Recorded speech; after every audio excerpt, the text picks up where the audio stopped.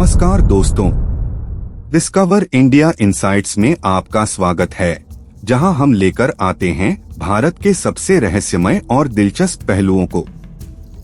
आज हम बात करने वाले हैं शूर्पणखा के बारे में, वह पात्र जो महाकाव्य रामायण में एक महत्वपूर्ण भूमिका निभाता है। हम जानेंगे कि रावण की मृत्यु के बाद शूर्पणखा का क्या हुआ। क्या वह अपने भाई की मृत्यु के बाद अपने जीवन में कोई बदलाव लाई? क्या उसकी कहानी में छुपे हुए कोई गहरे संदेश हैं जो आज भी हमारे लिए प्रासंगिक हैं?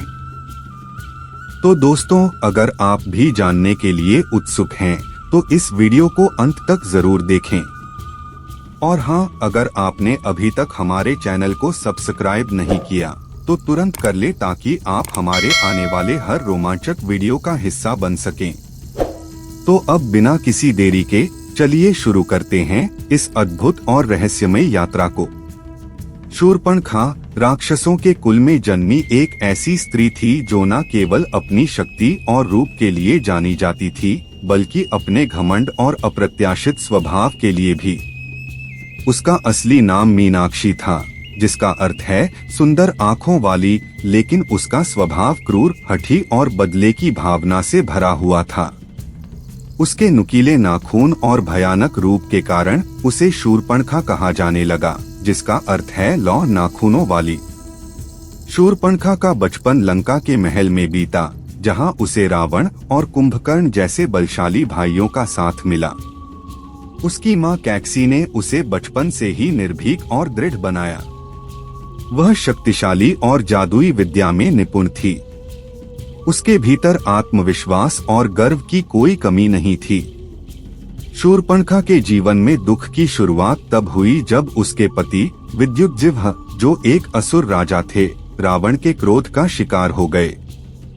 रावण ने उसे यह कहकर मार डाला कि वह उनके परिवार के सम्मान के योग्य नहीं था। इस घटना ने शूर्पणखा को भीतर तक तोड़ दिया और उसके हृदय में क्रोध और बदले की भावना जगा दी। अपनी सुंदरता और आकर्षण पर अत्यधिक गर्व करने वाली शूर्पणखा ने पंपा सरोवर के पास राम और लक्ष्मण को देखा। वह राम के प्रति आकर्षित हो गई और उन्हें अपना बनाने की ठान ली। लेकिन जब राम ने उसे विनम्रता से मना कर दिया तो उसने लक्ष्मण के सामने अपना प्रस्ताव रखा। लक्ष्मण ने उसका अपमान किया और जब उसने क्रोध में सीता को नुकसान पहुंचाने की धमकी दी, तब लक्ष्मण ने उसकी नाक और कान काट दिए।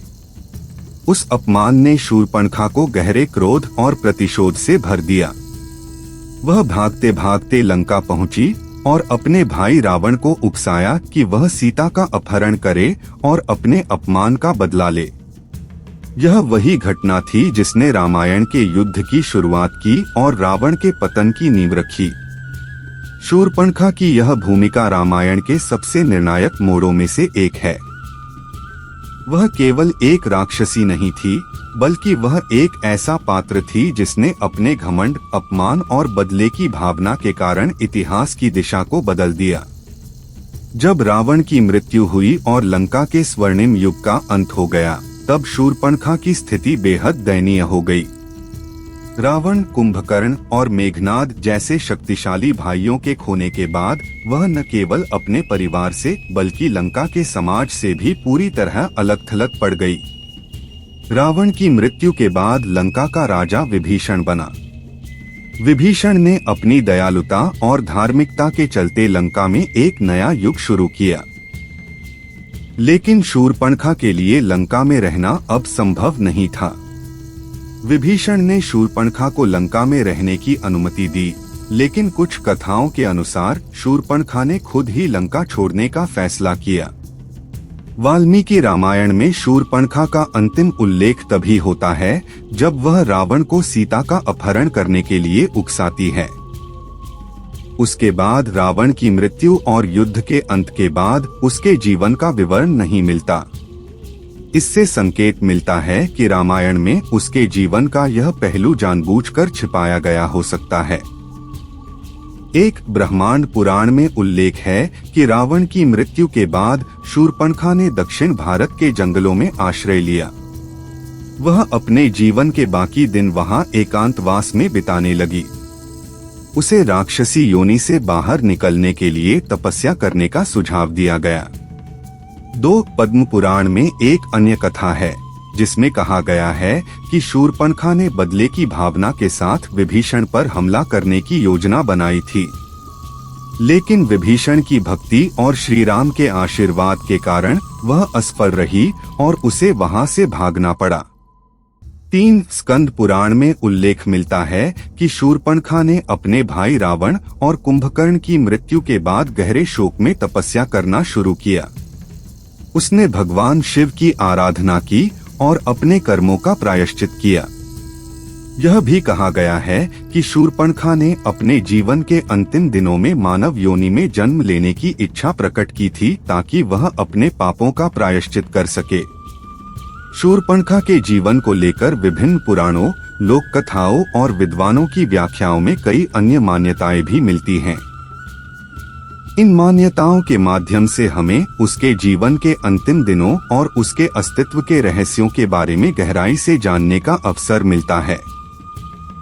भारत के अलग अलग क्षेत्रों की लोक कथाओं में शूर्पणखा को अलग अलग तरीके से चित्रित किया गया है। एक तमिल लोक कथाओं में कहा गया है कि शूर्पणखा ने रावण की मृत्यु के बाद दक्षिण भारत के जंगलों में निवास किया। कुछ कथाओं के अनुसार वह एक योगिनी बन गई और तपस्या में लीन हो गई। तमिलनाडु के कुछ प्राचीन गांवों में आज भी ऐसी किंवदंतियां प्रचलित हैं कि शूर्पणखा ने अपनी शक्ति को नियंत्रित करने के लिए कठोर साधना की और भगवान शिव की उपासना की। 2 तेलुगु लोक कथाओं में शूर्पणखा को एक ऐसी स्त्री के रूप में प्रस्तुत किया गया है जिसने रावण की मृत्यु के बाद मानव समाज से दूरी बना ली।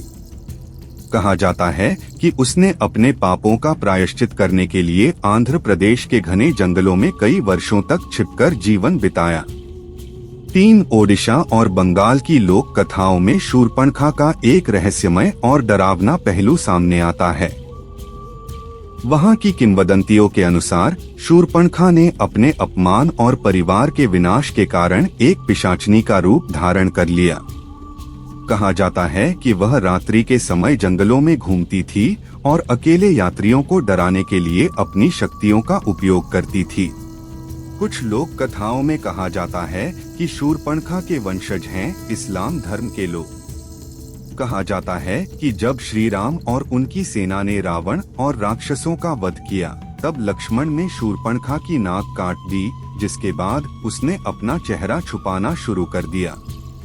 रावण की मृत्यु के बाद शूर्पणखा शुक्राचार्य के आश्रम में रहने लगी।